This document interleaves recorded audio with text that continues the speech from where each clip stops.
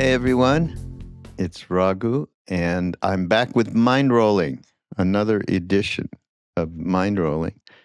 And I'm so happy to have Amanda Sage with us today. Amanda, welcome to the show.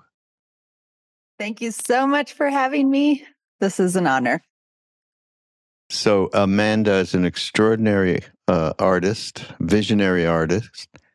And I met her when we did a program in Denver. You're not that far from Denver, right? You're in that a few Colorado. hours. Yeah. And she came. We had an incredible. I met her through a wonderful gentleman named Nico, who is related to so many of the visionary artists that many of you, I'm sure, that are listening or watching, have experienced. And we had an incredible art show. And of course, if you are on YouTube, you can see behind Amanda one of her paintings, which is so absolutely extraordinary. So, yeah, I think we need to start. How did you end up in the midst of the psychedelic art world? And never mind that, it had to have been before any of that, your introduction into entheogens and the idea that once that happened, okay, so I can move on from the thinking mind, so to speak. That's a big story. We got plenty of time. Well, it's an honor to be here and an honor to be connecting in with this community as I was thinking about our conversation today and the influence that Ram Dass has had on my life even before I incarnated is what I was thinking about, because my mother was very influenced by finding Be Here Now randomly at a party sometime probably in, the early 70s, mid 70s. And really it helped her kind of set some prayers, I think, for the rest of her life and what she wanted to do in this world. And she wanted to bring in some children that would be here to be a part of the solution. So I feel that initial prayer from my mother and my father and my entry in was, in a sense, very visionary, I think, from the intention. And so I guess my little spirit was like, well, this seems like a good pathway in. And the art, how that all ended up coming through was quite magical, to be honest. It wasn't something that I decided at a young age and said, I am going to be an artist or a painter. Or I think my first prayer was I wanted to be of service. I wanted to be a part of doing something that was peaceful, a part of the movement of peace, that growing awareness. And I had a lot of influence as a kid around spirituality that was not wrapped up in real dogmatic stuff. I didn't have a lot of artistic influence, though I was in a Waldorf school. And everybody here knows the Waldorf school. That is very artistic in music and dance and theater. And we would make our own textbooks. So we were surrounded with art and we were art. We knew that. I mean, we were told that. So I ended up, as I got a little bit older and the explorations continued, my first real visionary experiences, though, did not have anything to do with ingesting anything. They were through meditation and through having experiences also with community. I was a part of the Unity Church growing up. There was a Unity Church in Boulder, Colorado, and we did these incredible kind of youth group rallies where we would get together with hundreds, if not thousands of other kids and meditate together. Really? And so my friends in high school were tripping and were exploring the entheogenic realms. And at that time, though, I ended up being their designated driver for the most part. I did get to go to one Dead show before Jerry exited, and got to experience the whirling dervishes and visionary culture on a scale that I was like very impressed by and curious about. But the avenue of what was my contribution, what was my role to play in this big story, really opened up through visual art. I had a talent and I loved doing it. And I was kind of nudged a little bit from a few directions. I had this great art teacher in high school, Hikaru Hirata. He is a Japanese fantastic realist. And he was a good friend, actually, of Martina Hoffman and Robert Venosa. And they lived in Boulder as well. And he ended up becoming our high school art teacher. Little did I know that any of this art existed, though a friend of mine had a poster of Astral Circus by Robert Venosa on her bedroom wall growing up. And we would sit there in front of this painting and just be like, wow, be transported into other realms. So it was influential already in my world, but little did I know I would end up becoming such a big part of it. Hikaru was showing us images of visionary psychedelic art in high school. Really? Especially of this master, Ernst Fuchs, who was one of the founders of Fantastic Realism, was from Vienna, Austria, along with Hundertwasser and Anton Lemden, Arik Brauer. There's this whole group of artists that right after the war, they were gathering and had as many of these kinds of huge global events affect culture, affect art movements, they were sprouting a kind of visionary new approach using also old master techniques of painting. So is this in the 50s in Europe? In Vienna. In Vienna. Yeah. Wow. Yeah. And Ernst Fuchs, he made his way over to the U.S., to New York, and then to Los Angeles. And he was exploring peyote in the 50s in Los Angeles. And he ended up it influenced him deeply. He wrote a lot about it. He was a sculptor, a painter, a graphic artist. He did architectural design, theater design. He did pretty much everything. And he came back and was a big influence to many, many artists. He was a friend of Salvador Dali. He was a younger contemporary. Dali was fascinated by his technique, though he said he would never do work like that because Dali needed to get it done right away. Fuchs had this layering technique, which he termed the mish technique, which basically means mixed technique. And it's based on early Renaissance painting, and it builds up in layers. And he came up with his own approach that he started teaching in the 60s. And this became a movement, really. It was through artists seeking him out, asking him if he would teach. And then he had this castle outside of Vienna that he would invite artists to come in the summers to come and paint together. And he would come through and look at everyone's work and critique it. But it ended up, the stories I know from those that were there, which some of these people have been my teachers, they said it was a big party. But we were making art, we were exploring consciousness, and we were, just building community. So this is outside of the academic system. Yeah, way out. Was psychedelics with Ernst? Was that a part of? I mean, he came obviously to study or get involved with peyote. Yeah, yeah, that was part of the deal. As far as I know, he did not ever I don't know if he ever experienced LSD. I kind of think maybe not. He was not interested in synthesized things. Mm-hmm.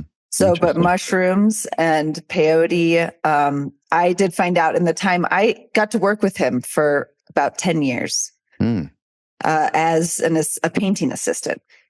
I was in my 20s. He was in his 70s.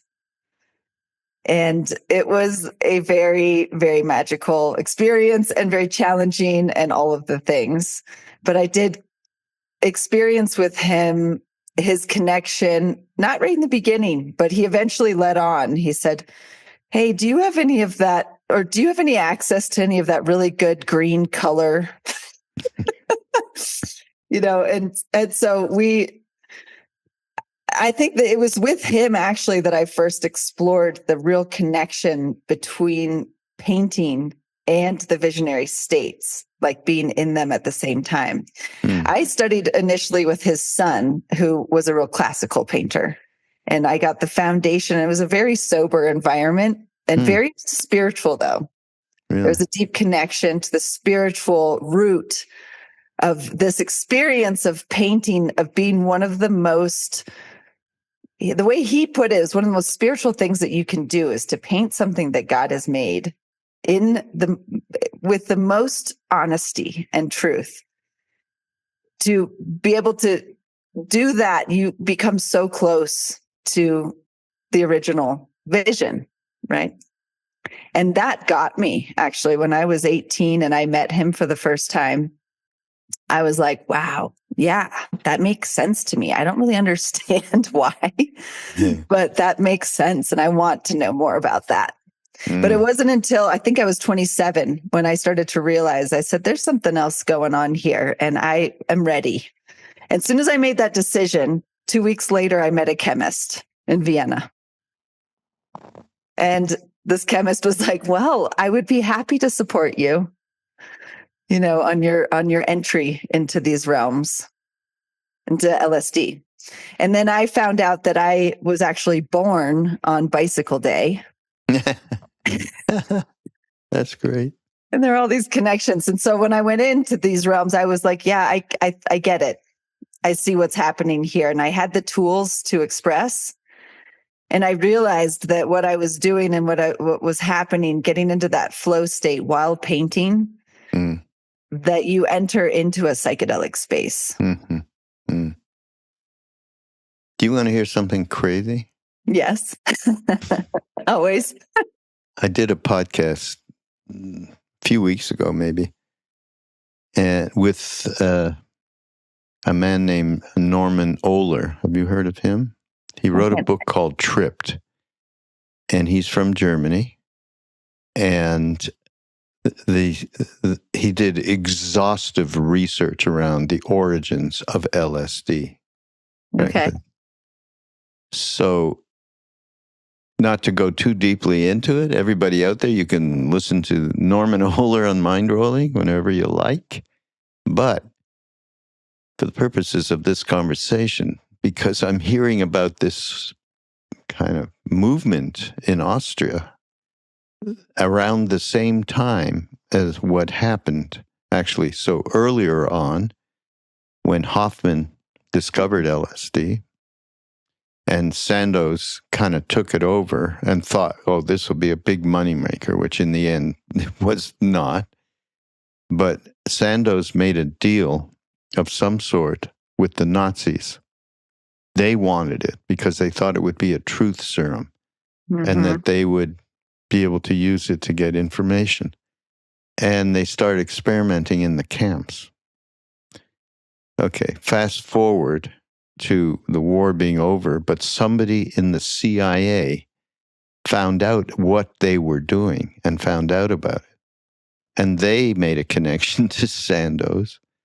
And they started experimenting. Obviously, there was no camps, but there was universities. And these crazy people were dosing. Just like back in my day, we were like, okay, we got to change everything. Put this shit in the water. This will fix Nixon and whoever else was around there. And they were dosing people left and right, and even their own people. They'd slip it into coffee and see, and they'd watch to see what happened. Okay, Not tell them? No, Oh. no. And in fact, the story got really weird for me because I knew about this from my mother, but he talked about how the CIA went to different institutions, including one in Montreal, where I'm from, McGill University. It was like the Harvard of Canada. And attached to it was a psychiatric department. And my mother happened to be there for massive depression, and she got dosed without being told. She told me about it, and I'm thinking, wow. And I'm talking to this guy thinking, oh my God, wow. Fortunately, my mother, I said, well, what happened? This is, after I experimented quite a bit by that time. And she said, oh, I felt so good. And I got really high. But she meant when we say high, it's now she meant she went into a higher state of consciousness. So she actually didn't have a bad trip, which is extraordinary given the circumstances that they were given. These people are in institution, so that's what was going on at the same time as Ernst Fuchs was doing what he was doing. Is that amazing? So it's amazing. Is all coming from that kind of really, I don't know how to term, Austria, Germany, and, I know because I ended up spending some time there when I was in the music business and having kids tell me about how restrictive their lives were, just in terms of not being shown the kind of love that, one would expect would happen in a family. So that this came from that, and not to mention German part of Switzerland where Sandoz was. So here we are. Wow. And what a gift, right? I feel that is in the midst of deep horror and darkness, in some ways that a new prayer, a new growth, a new gift can come through. And I think when we look back at these stories, that's like an antidote, right? And I feel that the world was longing for that, needed that. It was the right time to come through. I think Hoffman writes about how he heard it calling to him, right? Because he had first synthesized it months earlier, which happens to be my mother's birthday, November 16th. He got it all going. And then my dad, when I told him, I was like, Dad, did you know that my birthday is Bicycle Day? He's like, what's that? I told him what it's about. And then he's like, oh, that's interesting. I think it was tripping when you were conceived. He said that. All right, you came from a whole other situation. Well, and I've just been, following the yellow brick road. Yeah. To be honest. And like all the while, it's like, okay, where am I? Where am I? What is going on? And then what can I do? There's many times that when I was with Ernst Fuchs, in all these scenarios, painting in churches, he lived and worked in Monaco for the most part in the time that I was painting with him. Oh, really? And so I spent a lot of time there, and the kinds of characters we would meet and hang out with, I would be often asking myself the question, how did I get here? And what is going on? And I didn't take nearly enough photographs, right? Because I didn't want to be that person. I was like, hey, I'm witnessing this. I would go and write in my diary late that night, But you were in your 20s or when in Monaco? Yeah. Wow. I mean, my base was in Vienna, and I also had this incredible opportunity to be a part of a culture house, which I still am, a very big part of it. It's a cultural center in the middle of Vienna in an old locomotive factory, 40,000 square feet of alternative culture. It's called the VUC. And I got to be a part of a studio there and ended up on the board of directors when I was in my mid-20s. And it was like a fascinating organization of alternative culture. the exploration of multicultural, faceted workshops, concert halls, schools, like to explore the experimentation of culture. So that was a major part also of my involvement there. Also curious constantly. It's like, okay, what can we do through painting? Because painting, you transmit a story. There's a transmission that happens that's beyond words, that's beyond, it's an interesting technology and tool, right? That has been used by humans down through the ages. And what is the broader opportunity, especially now in this world that we live in, for art to be a tool for transformation? Mm-hmm. And that to be not just, the commodity, which it often is turned into, right? The painting. What about the community? What about the larger picture of the people behind the art, and also the stories and the cultural part? So when I heard Alex Gray and Allison Gray talking about visionary art, and they said it's not just visionary art, it's visionary art and culture. That really got me, because that was, to me, interesting. It's not just like the surrealists, or of course the surrealists were doing all kinds of other things besides just making, images and sculptures and things. But that is what really turned me on, is the bigger story of the collective. And also that, to me, one of the things that visionary art points towards is that it's not just something that you're doing alone by yourself. There's in many ways something that there's a connection that's happening to the ancient past, to the future, to those that are all scattered all over the world. And it has to do with this mycelial awakening of consciousness on the planet now. And the artists are, I think, in many ways like the little blooms, kind of like, all right, we're coming above ground. Look at the codes that are all like threaded through these works. And I see the Tonka painting behind you, right? Like, it's the sacred art technology through that lineage is one that's very intact. Yeah. Right. Yeah. Amazing. So we did, when I met Amanda in Denver and we did this program, it was around psychedelics and spirituality.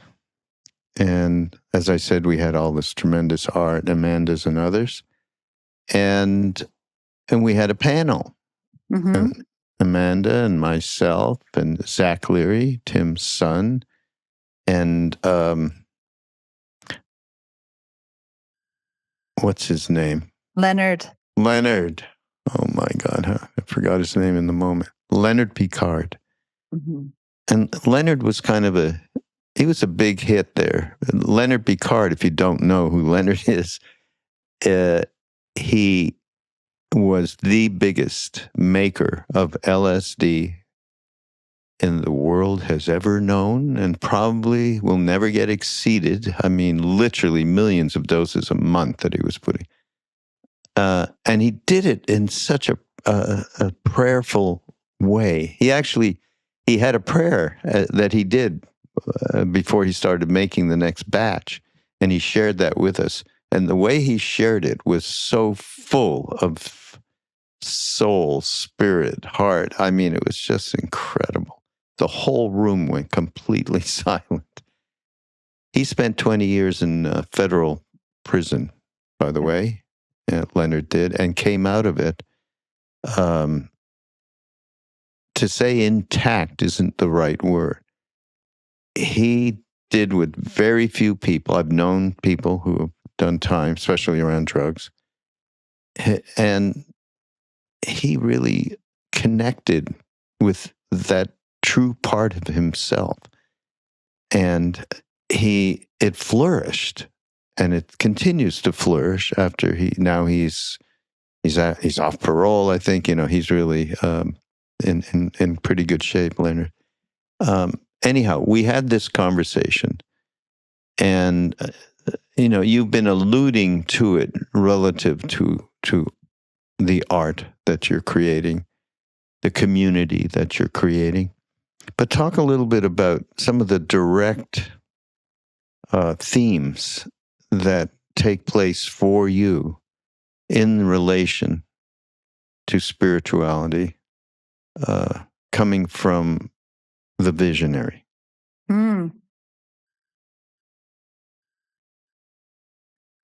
This is some of the things that came up that night were so moving and so direct because they were so authentic. His recollections of certain moments, right? That transmitted, I feel like, to us in a way that it was emotive deeply. And I feel like in my own experience with spirituality and with entering different states and feeling like what is the role, what is the opportunity or the role in being able to communicate some of the information or to bring it forth and how to give that away. I've experienced this deep oneness through my own meditation experiences, also as a youth, and then venturing into my experience with LSD. I got to see, I feel like, with the LSD, showed me the light inside of the trees. It showed me, it gave me the audio access to hear things that I could otherwise maybe imagine were there. It's like the fine layering of the exquisite vibrations that are around us all the time. And I realized that in painting, as I kind of would go back and forth, I would have experiences and then I would I would be in painting. So many people ask me too, are you tripping when you paint? And that's a good question. I mean, of course it's going to be asked, but so often, I mean, the experience of painting is a trip. And if you can get past your own judgment and your own expectations and get into a real dance and relationship with the medium, and I think this goes for any medium, then you are guided. It's like you're carried in a way and you become an instrument. And I don't really claim ownership over the results of my paintings because I did not see that before.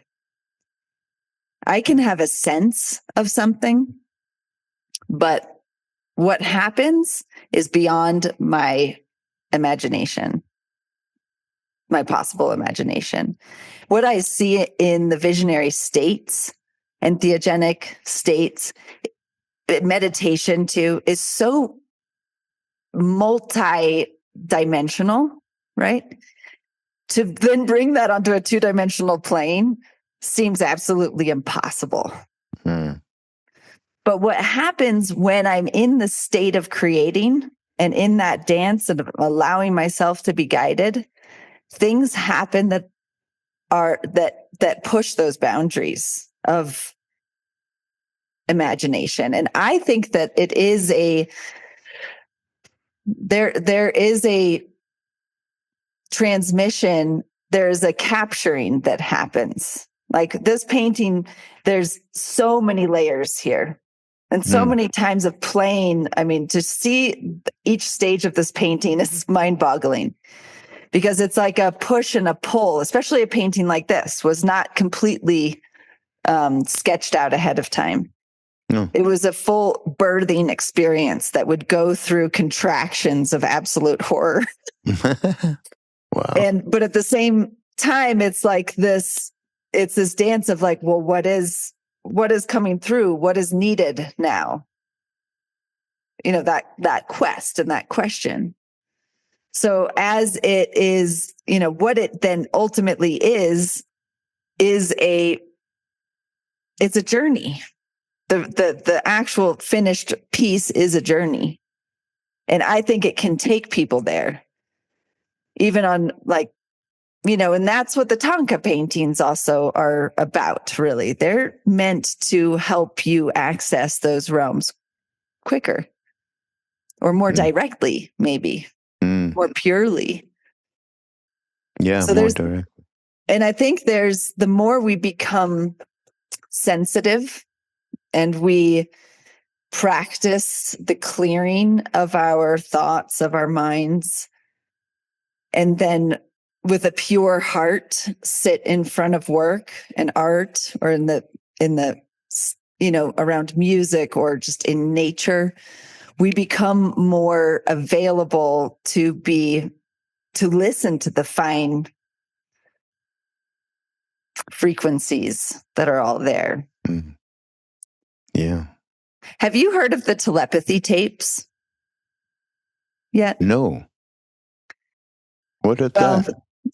It's a podcast. It's come out now in a podcast series in the first season. In the past, I think in the fall actually of 24 is maybe, I'm not quite sure, but it's just been coming up now. There's a kind of major quickening of this being talked about. And it's an incredible documentary series that is in process around non-speakers. So these are people deeply on the autistic spectrum that cannot speak. Wow. And the telepathic communication that they've been having with parents, caregivers, teachers, and each other has been mostly suppressed. And through this, whatever's happening now with this timing, it's now coming out, and this filmmaker is kind of leading us through these series on her own journey of experience of becoming more aware to the subtleties and to the, these realms that we know are very much real, that we're in the midst of, but through the scientific models is mostly argued and suppressed, right? But what's happening now is something that is really fascinating, because they're doing all these, tests. They're doing all this kind of scientific stuff, and it's just undeniable now what's happening. Telepathy. Yeah. And especially through the people, because there's also such an acceleration of autistic children now. There's so many more than there were, right? Really? Wow. Didn't know that. And they are connecting in this place, for an example, that they call the hill. It's not a physical, the hill. Hill. Uh-huh. And it's not a physical place. Yeah. But it's a place they go to, and they meet and they connect with each other in the psychic realms. Really? Oh, yeah. And to me, I started listening to this, and I'm just like kind of sitting there vibrating, so excited, because I've known this, and I'm a verbal speaker. We though are so limited, and this is what they're sharing with us too. Our language is so limited, right? The instantaneous way of communicating, it doesn't matter how far away you are either. I mean, we've all experienced, though, you think about somebody and then all of a sudden they call you. Yeah. And she's also interviewing people like Rupert Sheldrake, who's done all this work with animals, right? There's a lot that has been done on these fronts, but the way that it's like coming out now through these telepathy tapes and these nonverbal speakers, with the nonverbal, yeah, they call them spellers too. This is a way that they started being able to communicate in the 90s by pointing to letters. Yeah. And being able to communicate and start to train themselves to be able to do that then totally autonomously. But I am very interested in this because I've known forever, like, what is happening with the painting experience. Like, and I watched Ernst Fuchs do this.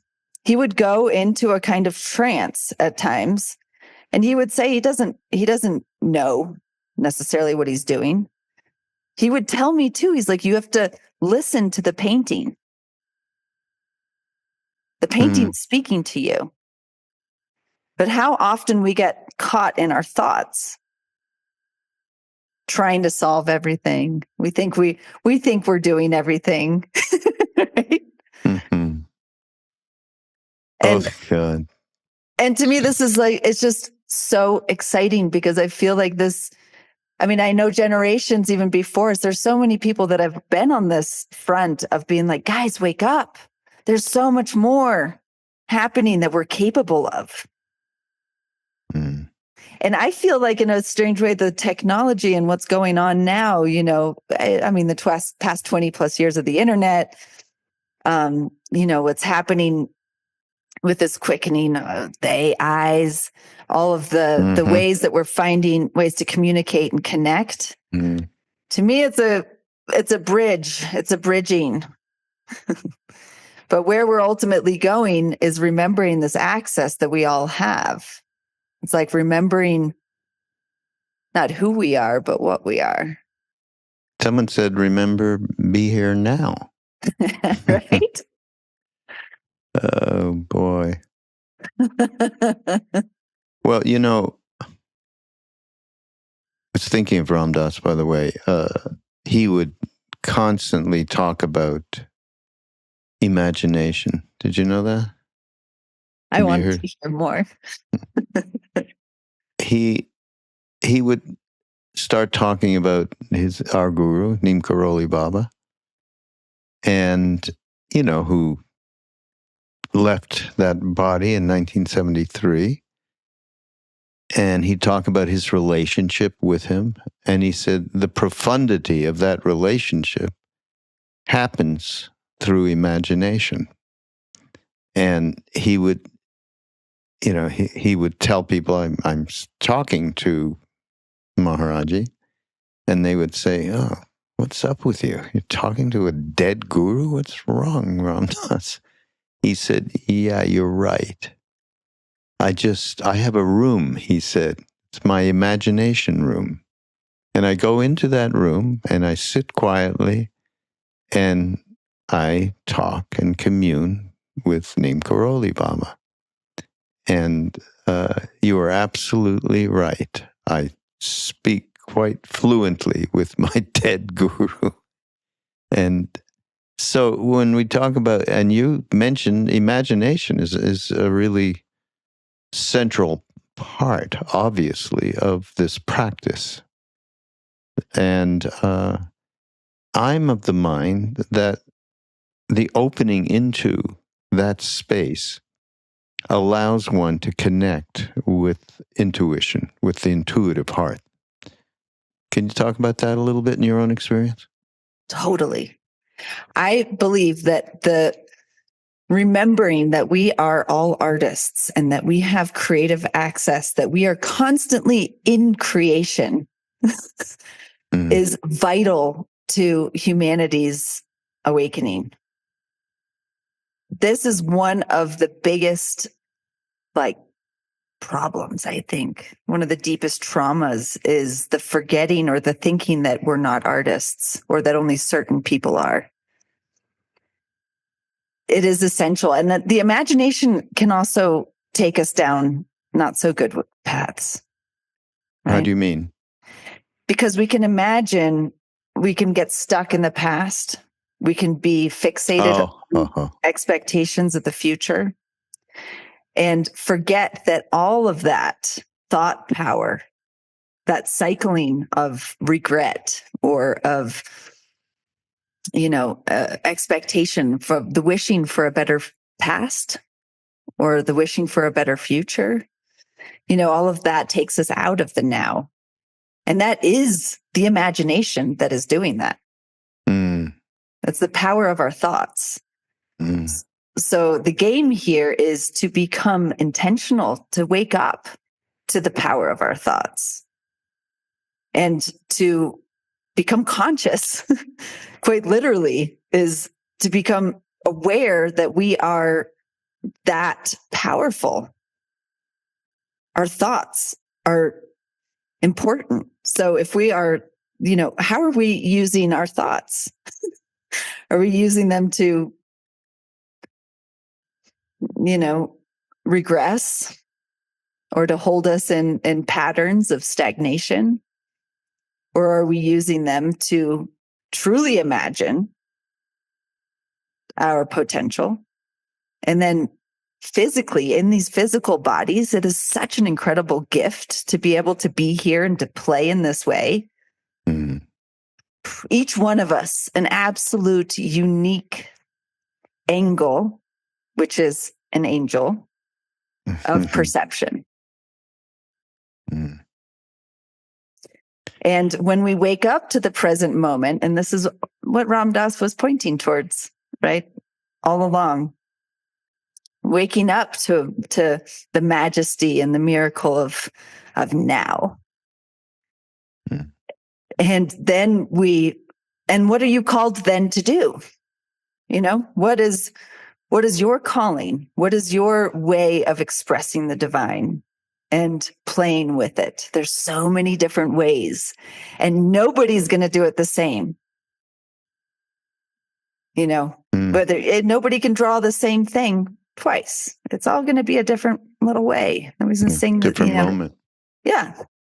When you talk about imagination, though, and that, and thought, and so, we can sit there, and you can sit there as Ram Dass did he went to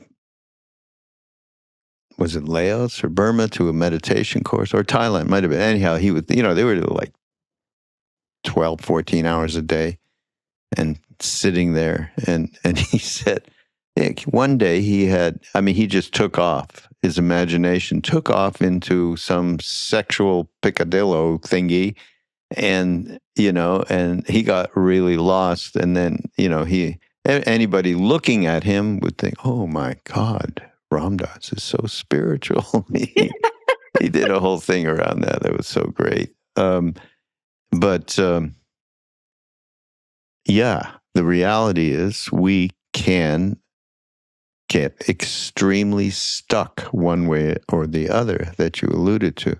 Mm. So then we go back to, there has to be a relationship with practice that has one enter into non-judgmental, non-sticking to your story and your thoughts. That has to be part of the process. No, and isn't that true? That's what we talked about in Denver that night in December.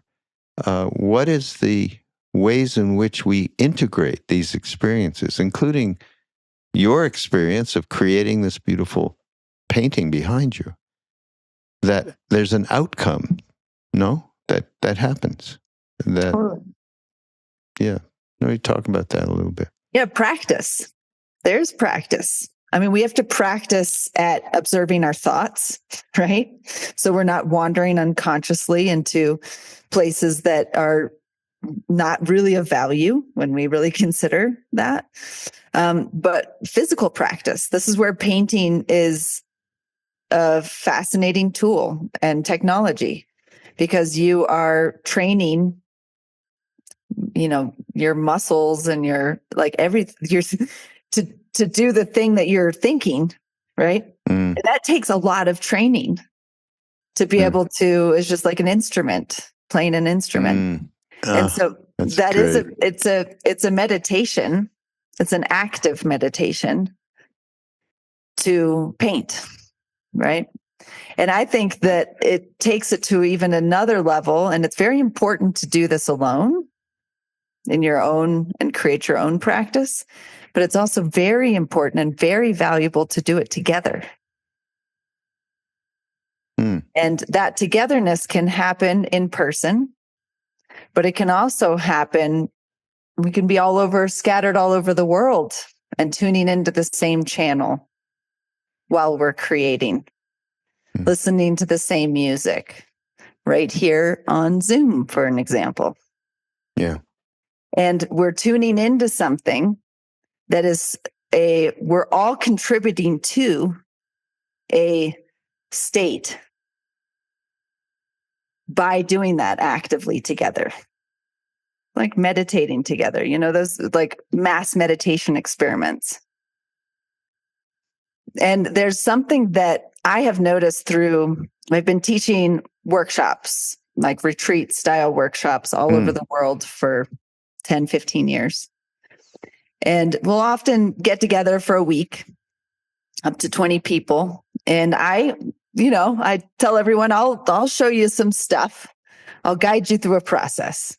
So there's a basic foundation that its origins are in old masters, Renaissance, European Renaissance methods. But what we're really doing is we're evoking an image, doing step by step. We all go on our own journeys and we're creating together. And I've realized that this technology of getting together, it's like the dangling carrot. I'll teach you how to paint. Mm-hmm. But really what we're doing is something way more important. And each of us gets supported in our own individual process in a way that we couldn't just do by ourselves. Everybody's potential is expanded through that environment. And, we're doing this actively, not just in little workshops around the world now. We're doing it on this space station, this creative space station we call the Vision Train. That's I was going to bring that up, and people should know about that. It's something they can join, correct? Yeah. It's something that's been going for 5 years as a virtual space. And it's a Zoom call, the same Zoom call. And it's hosted, the first 8 months of it was 24/7. And right now we're about to celebrate our 5-year anniversary starting this coming Monday or Sunday, March 23rd. I know this may be released later, but you can always go back and you'll be able to capture, be able to see recordings and then jump in on it live. And it's an experiment. It's an experimental space for heart-centered, supportive community. And the foundation is creativity. What are we doing here? What are we interested in? Let's get together and expand and talk about those skills. Come and bring your knitting project, do whatever it is that you're into. This is an ancient technology of community coming together, working with their hands, weaving and telling stories and listening to music. The Aboriginals talk about this. Tyson Yunkaporta in the book Sand Talk, how Indigenous healing I know him in the world. I've hung out with him a couple of podcasts. Yeah, he's great. Oh my God, I love listening to him read that book and then talking about yarning. Yeah. And I want to invite him on the Vision Train sometime. I think we're getting ripe enough to be ready for it. Because that's what we're doing. And I didn't realize that's what we were doing. But when I heard him talk about it, I was like, well, this is what's happening. And this is the deeper value, I think, of what we're doing. It's not about the end product or the result. It's about this state that we're tapping into and that we're weaving into our work. This deep interconnected truth, right? That we need more than ever. People are so hungry for this as they're seeing the crumbling of the empire, right? That is like, it's not going to sustain us in the long run, right? Yeah. What we need is, we need to remember a lot that has been lost while we step forward and embrace the possibilities, right? What you're in your painting, I just had another thought. It's another Ram Dass reference. Since I spent so much time with him, I think that's a reality for me. But he did a talk somewhere. You may know this story. It's a famous story. And he started talking about, tiers of consciousness and entering into different states and so on. And he could see in his vision, in the first couple of rows, an elderly lady, which he said it was kind of not part of, I'd have a bunch of hippies that come to see me, right? Remember this. And that's, yeah, you remember? And she's just nodding at everything he said she got, right? Yeah. Totally got. And then he was so curious, so he met up with her after. And he said, wow, you seem to be so at one with everything that we're speaking to and so on, and how did it happen for you? And she said the famous line, I crochet. And, and this is what you do. You paint, Exactly. And I tell you, because when you're speaking about the vision train and how, what is your, in French, métier? What is your purpose? Right. And everyone has a different purpose and so on. And I was fortunate in India to meet an amazing Tibetan Lama. And that's a whole bigger story about how this happened. It was miraculous that I met him through my guru. But he told me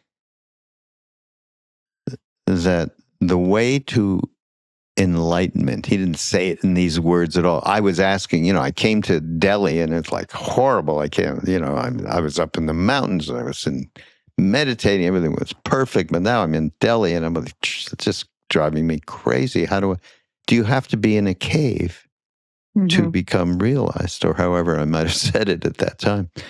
And he gave the example of the 7 siddhas of India. All became realized through their work. Through, through clay, making of whatever, statues and cups, through weaving, and he was emphasizing so profoundly that, don't get deluded about thinking you need to go somewhere quiet, right? Without people to be able, no, it's right here and now, just amazing. That makes me think of what's in your way is in your way. Is the way. Yeah. Yeah, absolutely. Yeah, it's always possible, through whatever medium. It's like the resistance is essential. But if you take it personally and you allow it to block, that's part of this game that we're in, right? Is like we have these choices. We can choose to see it this way, or we can see it that way. Is it a gift or is it a... Yeah. At the same time, it's we can't make small the reality of this moment in terms of dismissing it through. We don't want to do spiritual bypass or any kind of bypass. Definitely. Yeah. So it's a very delicate dance, this whole situation, in terms of how we relate with it and we relate with our lives, how we react and how we don't react. Where are we in all of this? And that's why all of these practices are so hugely important, to allow us to have some kind of spaciousness in our lives. One of the things, going back to the telepathy tapes that they talk about with the hill and this place, like they were asked, what can people that are like speakers, can they go there too? And they said, yeah, it's harder for them, but they can. And the thing that is not accepted, you cannot access that space if you don't have I don't know if these are exactly the words, but like a pure heart, Mm-hmm. And I feel that unfettered is a good word. Right. That gives me so much like brings ease, I think, in a way. And because we've seen so many spiritual movements or like great intentions turn into really dark things too, right? People are suppressed, oppressed, or the teachings get turned into dogmas and right. And I think that scares a lot of people, right? It has turned a lot of people also away from organized religions. So I think there's also a great longing on a large scale of people that are looking for that spirit, that connection to spirit, and have been very disillusioned. That's one of the reasons I saw the train in the first place. Like this was over a decade ago. And you see this train is going, I don't know which way you're seeing it, but in the original painting, it's going from left to right. And it is a response to Manifest Destiny, which was this whole pursuit that was always going from right to left. Really? This conquest of the West, right? And now it's like it's time to go back on those tracks, on this journey of reconciliation and remembrance and regeneration, to sow those seeds again that, to flourish into the next 7 generations and to rebuild through, intentional care for the land and for the people. And, and this is what's happening. This is not a new idea. I think for me as an artist, I've just been looking for what can I do to contribute to this great wave, this great cultural wave that I know started long before my incarnation.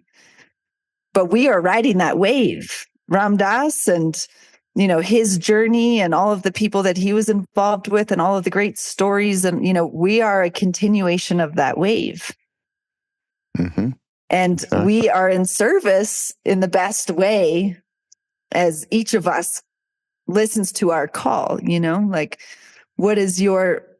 have you gotten quiet enough to hear that? Have you asked the question even like, what is my gift? What do I have to give? And to me, that's like every single one of these little train cars. That's each one of us. It can be, what is in your train car? That could be a starting point. Yeah, I like that. And you don't have to know yet, but go towards it. What's this painting called? It's called The Great Wave of Trains Formation. The Great Wave of Trains Formation. Wow. And you can see in the froth of the wave are all the children and the music and the sacrament, the medicine, the traditions, the bees, the mushrooms. It's so great, Amanda. Oh boy. Well, we everybody, of course, in the show notes there'll be links and a link to a vision train as well that I imagine you can join into. Is that correct? Yeah, just go find it. Come get on board. If you hear the call, don't just feel check shy. it out. Don't feel shy. And then in terms of your art, is there a place for people to be able to hang out with it? Yeah, definitely. Just look me up in the interwebs, Amanda Sage. Amanda Sage. Yeah. Well, we're going to put links to make it easy for people. Yeah, even better. Thank you so much for being here, Amanda. Yeah, it's been such an honor. So I appreciate hearing your stories. And, that transmission, the direct transmission from our lives is just so valuable. Thank you. So, it all goes back to Neem Karoli Baba. We didn't have any idea about anything, really, and Ram Dass came back and he talked about it he said, well, I can't tell you who he is or where he is or anything, but I believed him. And that was the case, when we talked about intuitive heart, my intuition, I guess, was in pretty good shape then because I did the right thing. Okay, I'm got to get over there. I got to meet, and I did. And Ram Dass, was the catalyst.